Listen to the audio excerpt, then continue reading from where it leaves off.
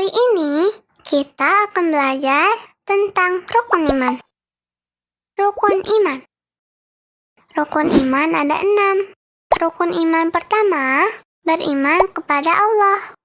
Kita harus beriman kepada wujud Allah. Beriman kepada rububiyah Allah, yaitu meyakini bahwa Allah adalah satu-satunya Rabb yang mencipta, pemberi rezeki, pemilik, dan pengatur alam semesta.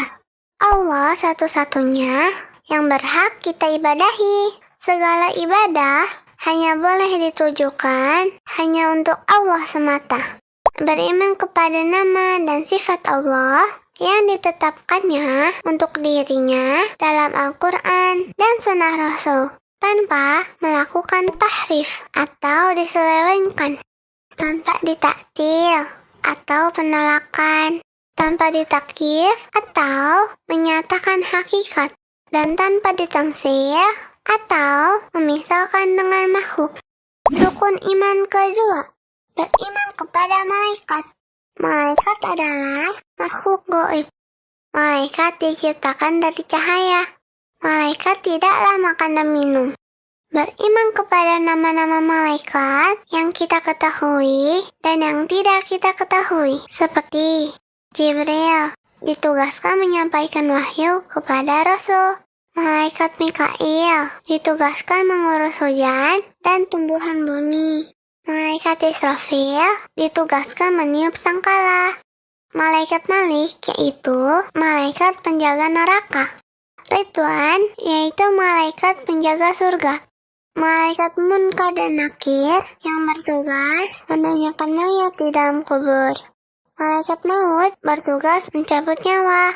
Malaikat yang bertugas mencatat setiap amal perbuatan manusia. Malaikat-malaikat yang bertugas berkeliling ke majelis ilmu dan majelis zikir. Malaikat yang bertugas menemui orang beriman pada hari kiamat. Malaikat yang bertugas memberi penghormatan pada penduduk surga. Malaikat yang bertugas mengaminkan orang yang berdoa pada saudaranya di saat saudaranya tidak mengetahuinya. Malaikat yang bertugas mendoakan di pagi hari bagi yang rajin bersedekah dan doa jelek bagi yang malas. Malaikat Harut dan Marut seperti dalam kisah Nabi Sulaiman. Rukun iman ketiga, beriman kepada kitab Allah. Kita harus meyakini dan mengimani bahwa Allah Ta'ala telah menurunkan kitab-kitabnya kepada setiap rasul. Kitab seperti Al-Quran, Taurat, Injil, Zabur, serta Suhuf Ibrahim dan Musa. Dan Al-Quran adalah penyempurna dan menghapus semua kitab sebelumnya. Al-Quran adalah kalamullah, yaitu firman Allah dan bukan makhluk. Diturunkan oleh Allah lewat Jibril, kemudian ditanamkan dalam hati Nabi Muhammad SAW dengan bahasa Arab yang terang dan jelas. Rukun iman yang keempat, beriman kepada Nabi dan Rasul. Nabi adalah seseorang yang diberi wahyu berupa syariat dan diperintahkan untuk mengamalkannya, tetapi tidak diperintahkan untuk mendakwahkannya. Sedangkan Rasul diutus untuk menyampaikan risalah yang bertentangan dengan kondisi umatnya. Beriman kepada Rasul mencakup beberapa perkara. Rasul adalah penyampai wahyu dari Allah kepada hambanya. Nabi pertama adalah Nabi Adam dan Rasul pertama adalah Nabi Nuh.